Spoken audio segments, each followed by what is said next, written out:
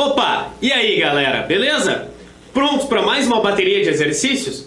Longo de volta, pesado de volta, mas é isso aí, a gente precisa acabar com tudo.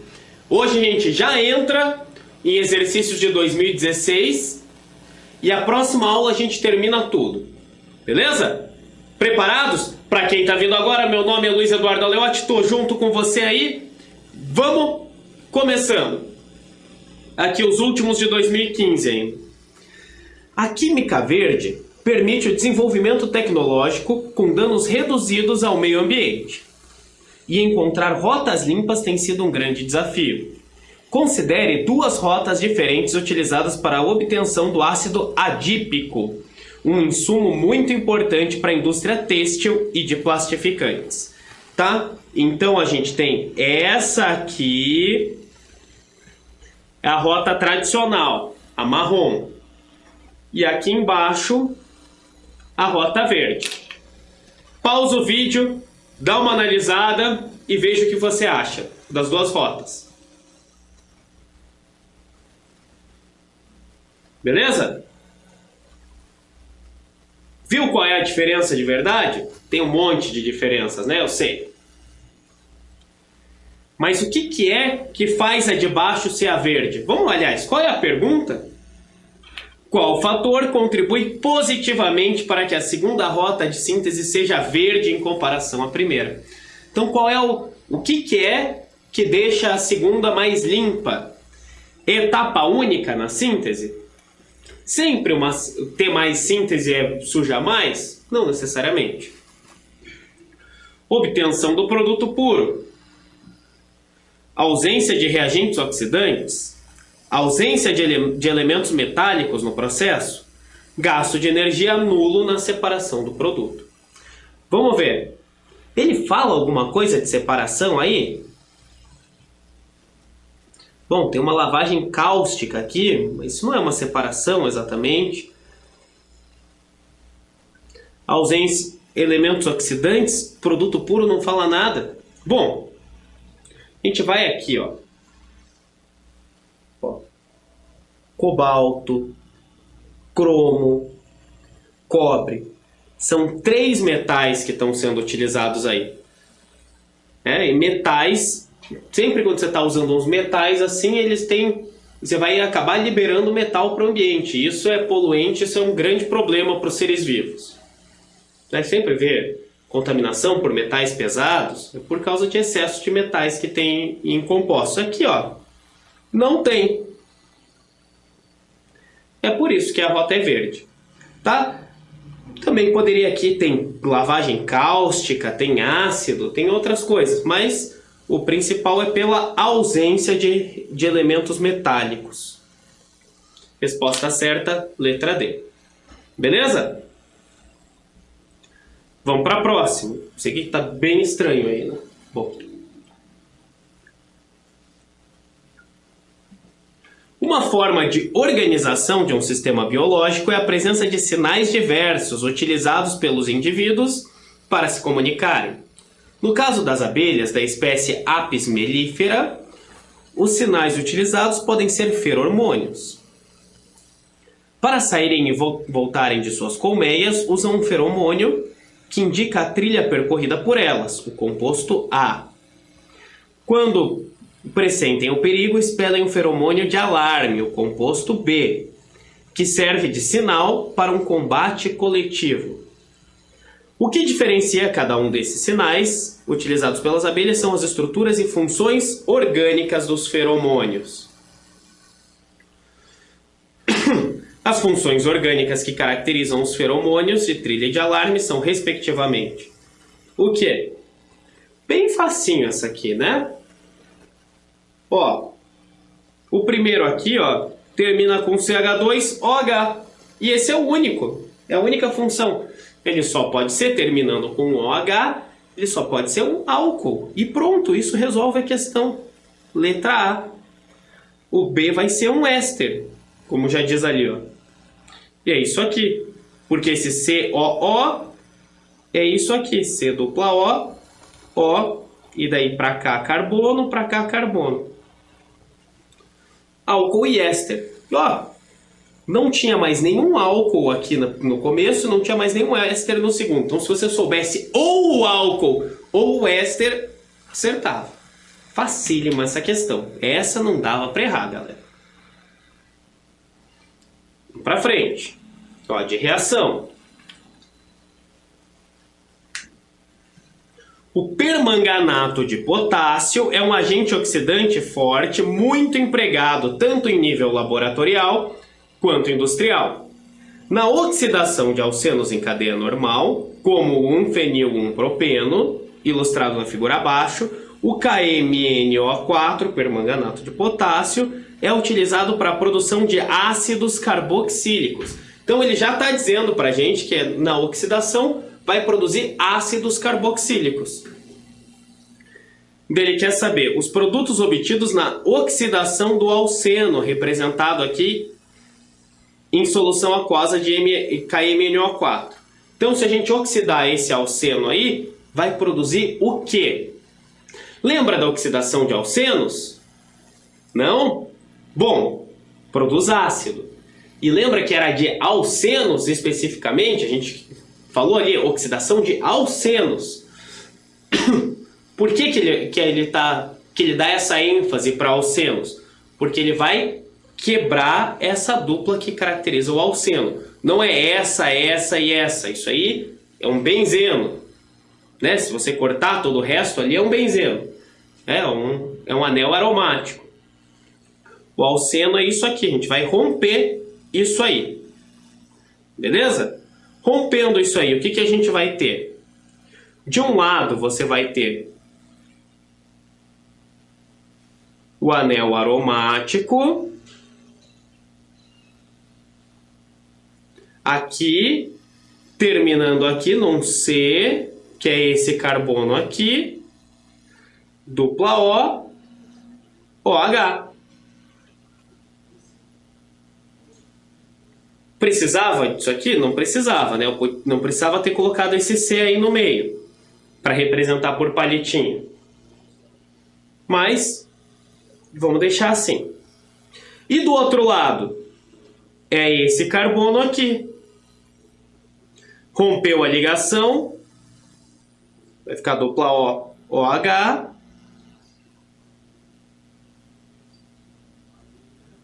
CH3.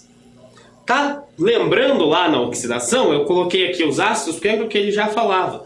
Mas o que acontece na oxidação? Você rompe a dupla. No lugar da dupla, você vai colocar um dupla O, porque você oxidou, colocou oxigênio. Lembra que na orgânica, quando a gente fala em oxidar, a gente vai pensar primeiro em colocar oxigênio. Então a gente vai colocar um dupla O no lugar daquela dupla.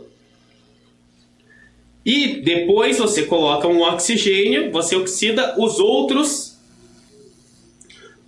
hidrogênios desse carbono, né? E vai formar esse OH. Senão ele não formaria um ácido carboxílico, ele ia formar um aldeído. Bom, são esses dois os compostos. Ácido etanóico e ácido benzoico. Alternativa A. Tá? Pelo etanóico, praticamente você já mata. E o etanóico é facílimo, né? Ó. O que mais que tem? Etanóico e ácido 2-fenil-etanóico. Nada a ver, né? Ele tá colocando... Se ele tivesse escrito ainda fenilmetanóico, beleza, né? Mas feniletanóico ele arranjou uns carbonos a mais. E é isso, não tem mais nenhum etanóico. Tranquilo, né? Vamos para frente. A última de 2015 aqui, ó. A soda cáustica pode ser usada no desentupimento de encanamentos domésticos e tem em sua composição o hidróxido de sódio como principal componente, além de algumas impurezas. A soda normalmente é comercializada na forma sólida, mas que apresenta um aspecto meio derretido quando exposta ao ar por um certo período de tempo. Por que será que a soda parece que derrete quando ela é exposta ao ar?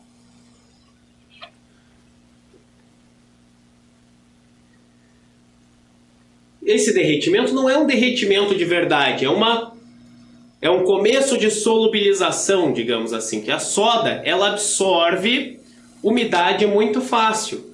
Então, se você deixa ela aberta, ela começa a absorver a umidade do ar. E daí ela começa a ficar meio pastosa, assim, começa a derreter, mas na verdade é a água que ela está acumulando. Tá? A resposta certa aqui vai ser A, porque a soda absorve a umidade do ar. Tá? Essa é uma questão meio estranha aqui, né? Mas a gente poderia ver pelas outras. Às vezes você não lembra que a soda absorve a umidade mais fácil. Você sabe que ela é algo bem polar, então você pode tentar relacionar com isso, né? Ela vai absorver água bem fácil, porque ela é muito polar. O resto das coisas.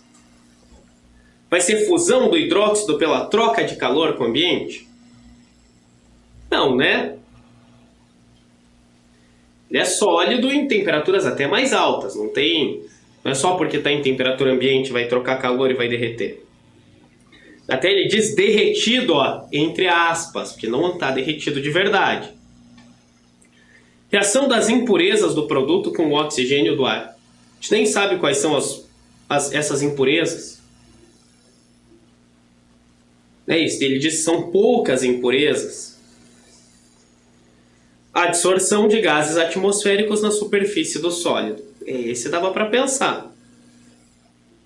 E reação do hidróxido de sódio com o gás nitrogênio presente no ar. Por que o hidróxido de sódio vai reagir com o nitrogênio? É uma base, reagiria com algo ácido, por exemplo, você poderia pensar. Mas com nitrogênio, por quê? Tá? Mas essa é uma questão estranha, que você não mata ela fácil pelos conceitos bem definidos da química, não. Você tem que pensar lá na polaridade, que ela se mistura com água mais fácil, e a soda realmente absorve a água do ambiente. Bom, agora você já sabe, você não sabia, agora você sabe. Opa! Vamos para frente. O benzeno, um importante solvente para a indústria química, é obtido industrialmente pela destilação do petróleo. Contudo, também pode ser sintetizado pela trimerização do acetileno, catalisada por ferro metálico sob altas temperaturas, conforme a equação química. Então, ó, isso aqui, 3C2H2 formando C6H6. A energia envolvida nesse processo pode ser calculada indiretamente pela variação de entalpia das reações de combustão das substâncias participantes, nas mesmas condições experimentais. Então ele está vendo aqui a combustão dessas duas substâncias. Tá, ele quer saber qual é a variação da entalpia no processo. E aí, como é que a gente vai fazer? Isso aqui é lei de Hess, que a gente vai somar as entalpias de duas reações e somar as duas reações para a gente chegar nisso aqui. Bom, como é que a gente faz isso? Primeiro, a gente vai ter C2H2 de um lado, C6H6 do outro. Então a gente mantém a primeira aqui e vamos inverter a segunda.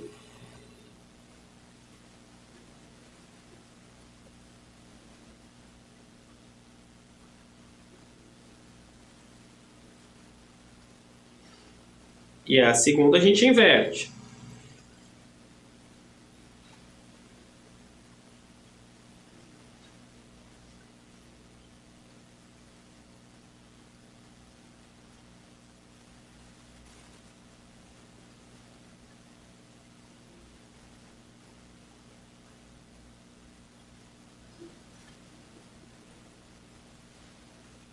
Beleza.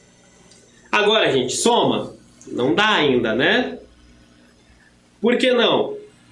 Ó, a segunda tem 3 vezes mais que a primeira. Ó. 3 vezes a quantidade de oxigênio, 3 vezes a quantidade de gás carbônico e 3 vezes a quantidade de água. Vamos multiplicar a primeira por 3? vou aproveitar aqui a mesma fórmula. 3 vezes 5 dá 15. 3 vezes 2 dá 6. 3 vezes 1, 3. Beleza? Agora a gente soma. Somando, ó, 3 águas aqui, corta com 3 águas de lá.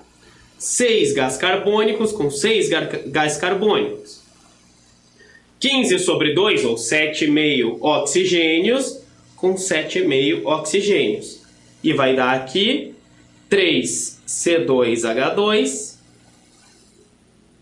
formando C6H6. Olha, não era isso que a gente queria? Então a gente resolveu aqui. O que a gente fez? Ó, a gente multiplicou a primeira por 3, então vai ser menos 310, vai ser vezes 3. E a gente inverteu a segunda, e aqui vai ser mais 780. Beleza? Só fazer a continha.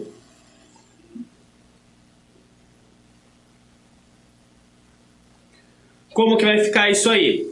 Vai ficar 310 vezes 3. Isso fica menos 930. Menos 930 com mais 780.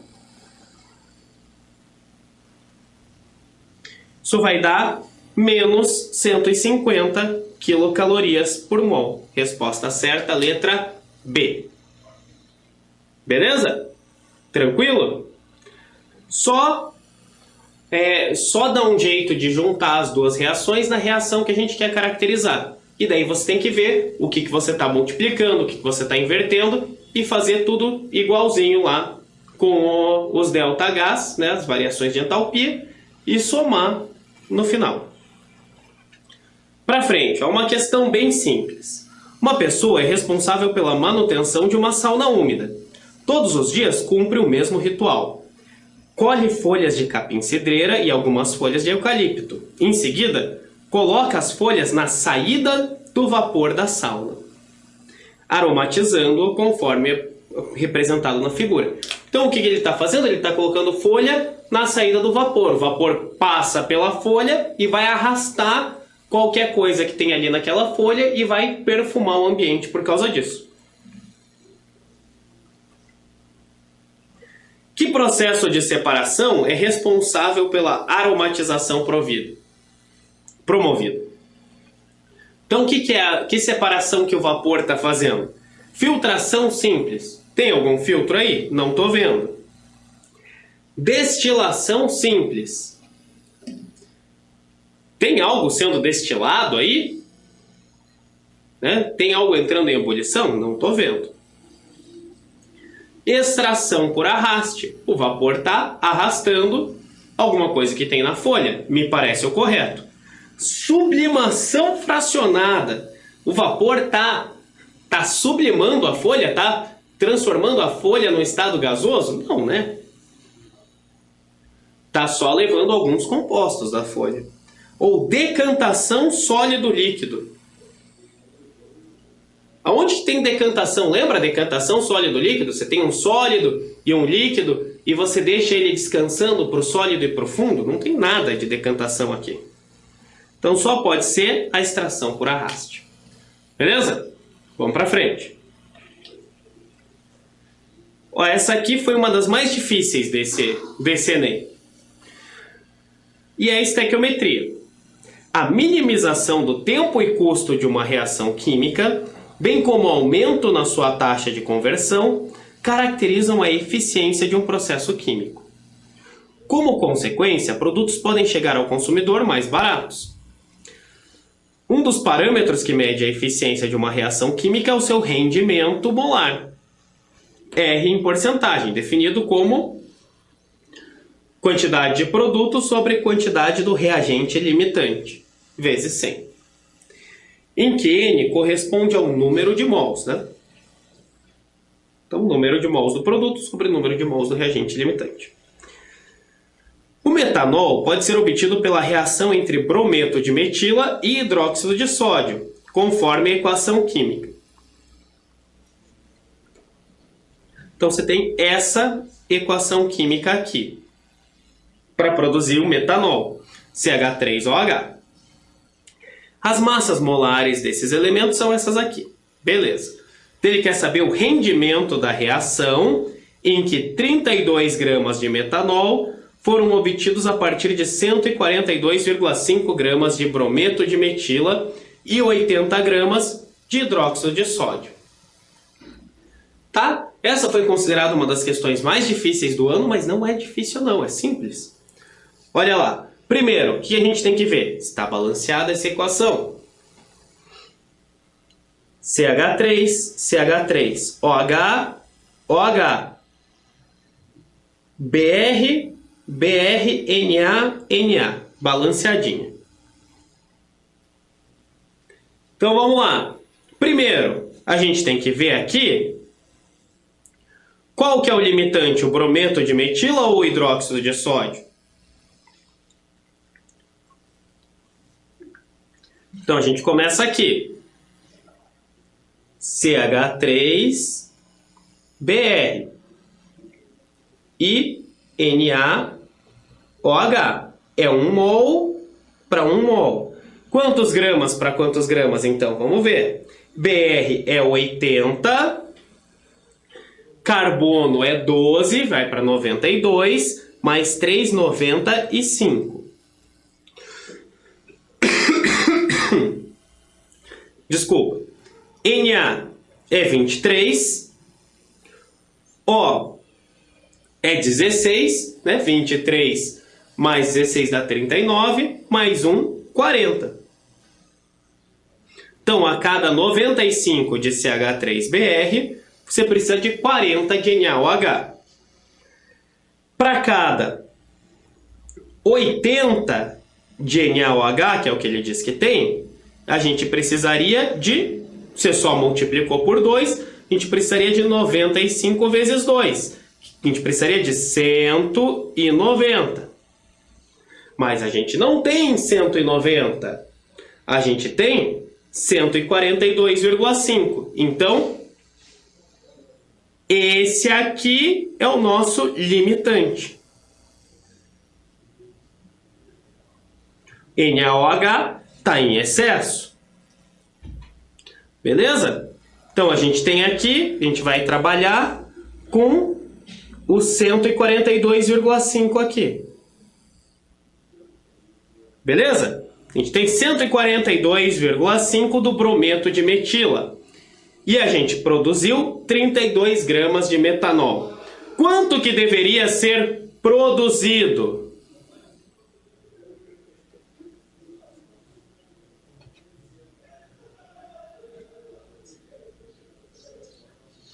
Como que seria, quanto que deveria ser produzido aí?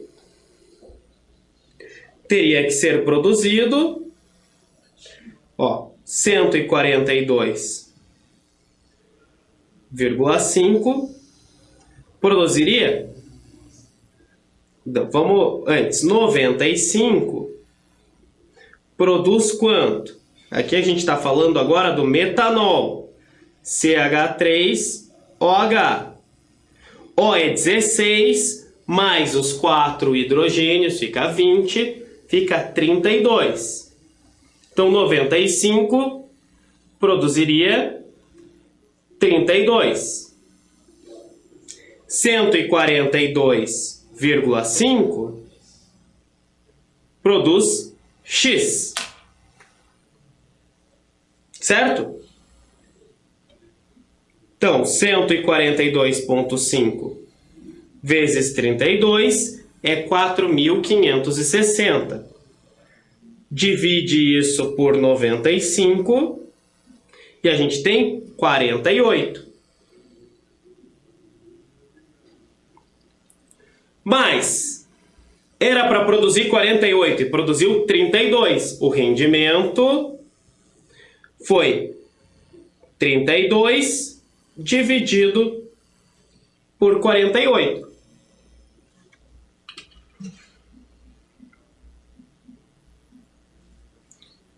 que isso dá 0,666666 multiplica por 100, vai dar aproximadamente 67% de rendimento.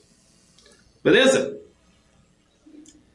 Trabalhar direitinho aí, lembrar o que é rendimento, quem que é o reagente limitante, quem que é em excesso, e calcular o rendimento no final. Beleza? Considerada a mais difícil de química desse ano, relativamente tranquilo, né?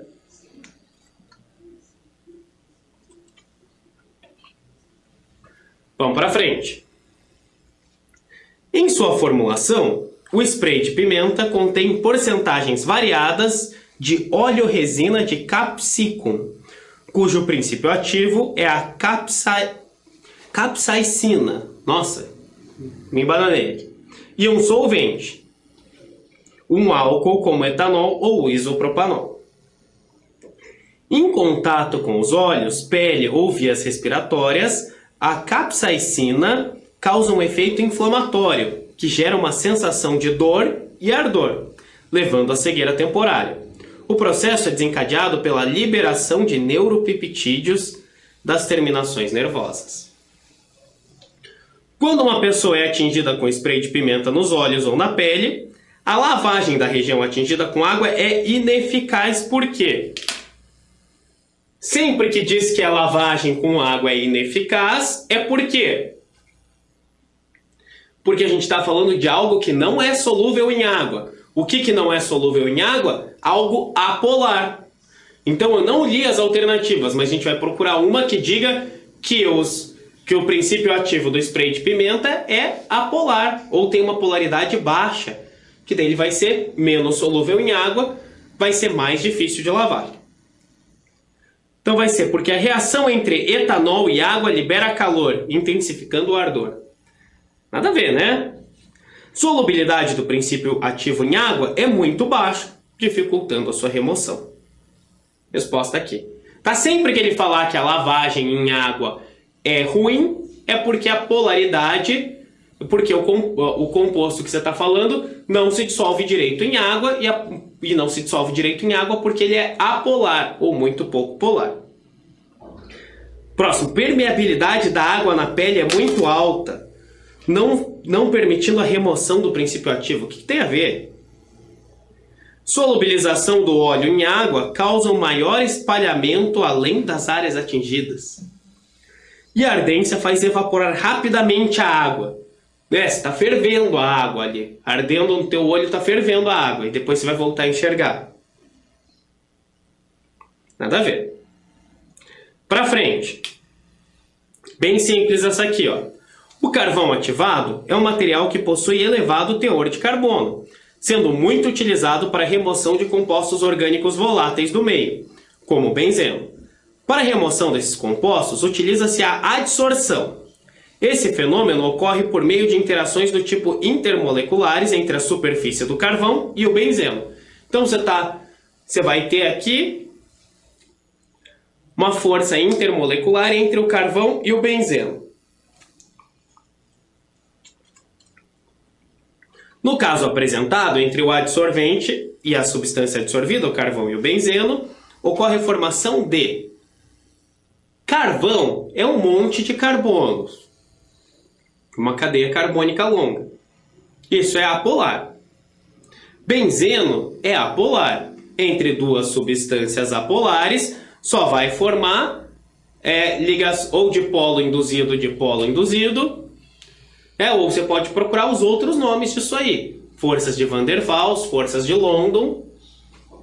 E é isso aí. Ligações de sulfeto. Tem enxofre em benzeno? Não, né? Ligações covalentes. Você está fazendo uma ligação aqui? Não, a gente está falando de forças intermoleculares. A gente não está fazendo uma nova molécula. Ligação de hidrogênio. Ligação de hidrogênio é só se tiver hidrogênio ligado no FON. Tem FON aí? Não tem. Dipolo induzido, nossa resposta. Dipolo permanente, não. Isso aqui é só em ligação polar. Beleza? Para frente. Essa aqui, muito simples. Ela é interpretação de gráfico, na verdade, ó. O aquecimento de um material por irradiação com micro-ondas ocorre por causa da interação da onda eletromagnética com o dipolo elétrico da molécula. O importante atributo do aquecimento por micro-ondas é a absorção direta da energia pelo material a ser aquecido. Assim, esse aquecimento é seletivo e dependerá principalmente da constante dielétrica e da frequência de relaxamento do material. O gráfico mostra a taxa de aquecimento de 5 solventes sob irradiação de micro-ondas. Entendeu alguma coisa esse texto? Nem eu direito. Mentira. Mas, sim, é um texto extremamente complicado para te deixar confuso. E o gráfico ali, ó, ele mostrando água, metanol, etanol, propanol e hexano. E mostrando a taxa de aquecimento deles, ó. Taxa de aquecimento, ó, aqui é a variação da temperatura e tempo. Quanto mais inclinado, maior a variação de temperatura num tempo menor. Quanto mais inclinado, então ele tem maior taxa de aquecimento médio. Quanto mais horizontal, menor a taxa de aquecimento.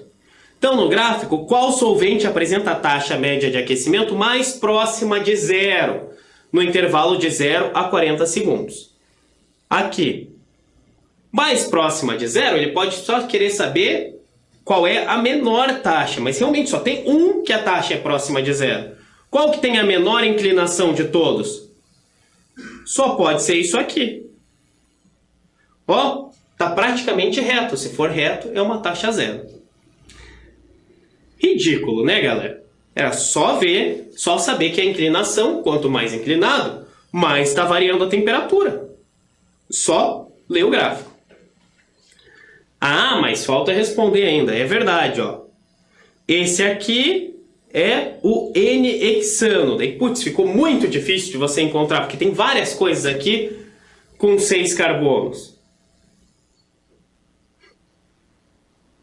Resposta correta, letra E. Não dá para confundir. Não dá para confundir hexano com propanol, etanol, metanol e água. É o único que não tem OH. É o único com 6 carbonos. Esse não dava para confundir. Essa era a questão que não podia errar. Para frente. Essa aqui é a outra que é considerada difícil. Mas é só uns detalhezinhos. Em meados de 2003, mais de 20 pessoas morreram no Brasil após terem ingerido uma suspensão de sulfato de bário utilizada como contraste em exames radiológicos. Nossa! O sulfato de bário é um composto pouquíssimo solúvel em água, que não se dissolve mesmo na presença de ácidos. As mortes ocorreram porque um laboratório farmacêutico forneceu o produto contaminado com carbonato de bário, que é solúvel em meio ácido. Então, ele deu carbonato de bário.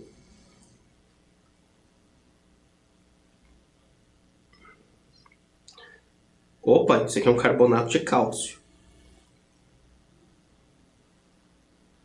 Então, ele deu um carbonato de bário, que é solúvel em ácido. Um simples teste para verificar a existência de íons bários solúveis poderia ter evitado a tragédia. Esse teste consiste em tratar a amostra com solução aquosa de HCl e após filtrar para separar os compostos insolúveis de bário. Daí adiciona-se solução aquosa de H2SO4 sobre o filtrado e observa-se por 30 minutos. Como é que a gente ia saber? Aí você ia ver a presença de íon bário. Tá? Então você tinha o carbonato de bário, lá você tinha numa solução. Ele é solúvel. Mas o bário sozinho não é solúvel. Né? E o sulfato de bário não é solúvel. Olha que simples. Isso aqui também eu vi sendo considerado uma das mais difíceis. Mas veja. O que está acontecendo? Ele consiste em tratar na amostra aqui, ele colocou HCl, daí ele filtra o que for insolúvel com bário e adiciona-se uma solução de H2SO4. Se você tiver bário livre lá, com H2SO4, você vai formar BaSO4, sulfato de bário, que é um sólido pouquíssimo solúvel. Então, a presença de íons bário na amostra vai ser indicada pela precipitação de sólido branco. Se você tinha bário solúvel e misturou H2SO4, lembra que H2SO4 em água libera H2+, 2H+, e SO4-2. Se tem SO4-2 e bário, as duas coisas ali, eles vão se juntar e vai formar o sulfato de bário. Sulfato de bário é insolúvel, então ele vai formar um sólido branco precipitado. Era só isso que precisava saber. Tá? Então, se observar, não é uma reação aqui de bário solúvel com H2SO4, não vai liberar calor ou alterar a cor para rosa, formar gás hidrogênio ou volatilizar gás cloro. O que a gente está querendo saber é a presença de bário. Se formou BaSO4, ele é insolúvel, vai precipitar um sólido branco. Beleza? É isso aí. Basicamente era isso aí que tinha que pensar. Outra coisa que dá para fazer é a gente lembrar das condições para uma reação de dupla troca, né? Se você estiver considerando uma reação direta disso com isso aqui, ó, para formar o BaSO4. A gente só tem uma reação de dupla troca se a gente formar algo menos solúvel. Se tiver menos solúvel, ele vai precipitar. Além disso, ele pode formar um eletrólito mais fraco. Se você estiver comparando eletrólitos iguais ali, você pode formar um eletrólito mais fraco ou algo mais volátil. Tá? Mas a gente quer saber do bário. Significa que você tinha ali, se você pode ter um sulfato de bário ali, você tem bário solúvel, e significa que quando ele se juntar ali com BaSO4, ele vai formar um precipitado no fundo. Beleza? É um raciocínio meio estranho, eu sei, mas tranquilo, né? Entendeu? Ele diz ali que BaSO4 é insolúvel. Por isso que a gente já pensa num precipitado no fundo. Beleza? Último, eu acho. Os feromônios, de novo, são substâncias utilizadas na comunicação entre indivíduos de uma espécie. O primeiro feromônio isolado de um inseto foi o bombicol, substância produzida pela mariposa do bicho da seda. Esse aqui é o bombicol. O uso de feromônios em ações de controle de insetos de praga está de acordo com o modelo preconizado para a agricultura do futuro.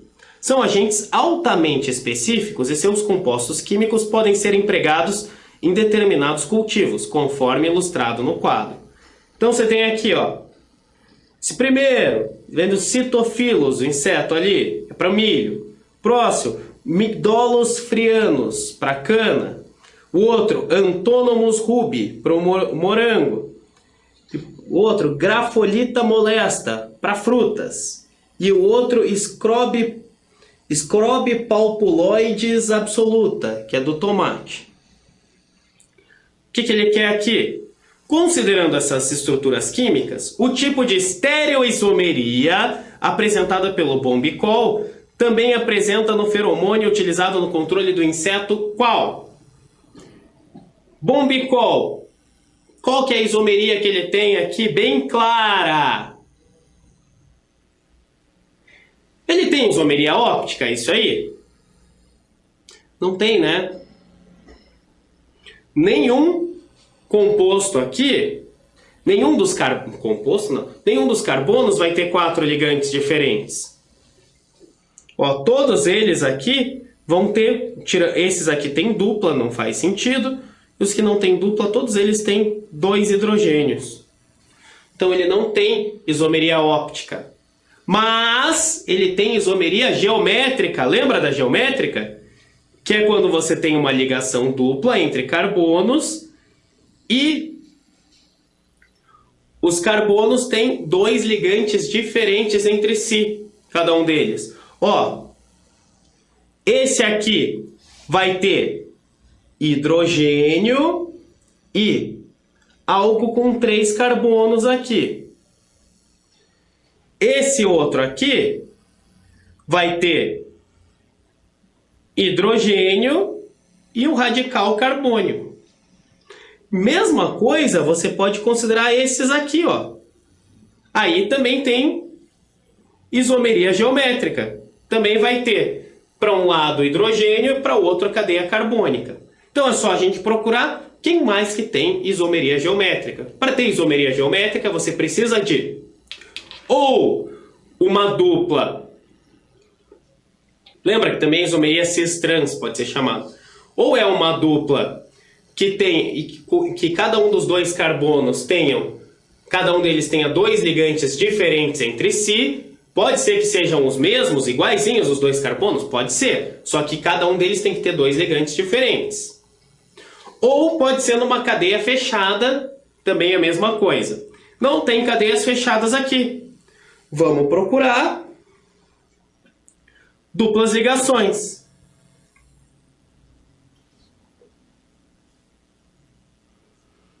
Opa, ó. Esse aqui tem ligação dupla. Tem ligantes diferentes? Tem? Não tem, né? Esse aqui tem ligantes, ó, cadeia e hidrogênio.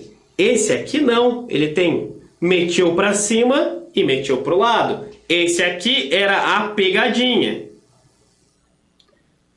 Esse próximo não tem, esse não tem, esse não tem. E o último, ó, esse sim tem ligação dupla com ligantes diferentes.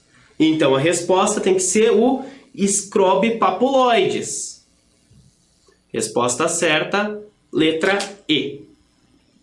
Beleza, galera? Estamos na reta final. Próxima aula, nossa última aula. Tá? Mas vamos lá. Ainda tem tempo. Tem que estudar. Mantenha a força. Mantenha o ânimo. Não pode perder. Vamos continuar trabalhando duro, que o objetivo está lá no horizonte. Vamos alcançar isso aí, beleza, galera? Isso aí. Entra lá no site da Cultive, volta, dá uma olhada lá nas aulas, dá uma olhada onde você ficou com dificuldade, onde você ainda tem dúvida. Se você não viu todo o curso até aqui, volta, dá uma olhada, eu acho que vai ter bastante coisa que pode te ajudar por lá. Dá uma olhada nas outras matérias que também são importantes. Tudo é importante quando a gente está nessa luta, beleza? Então é isso aí, galera. Valeu pela atenção e até a próxima. Fui!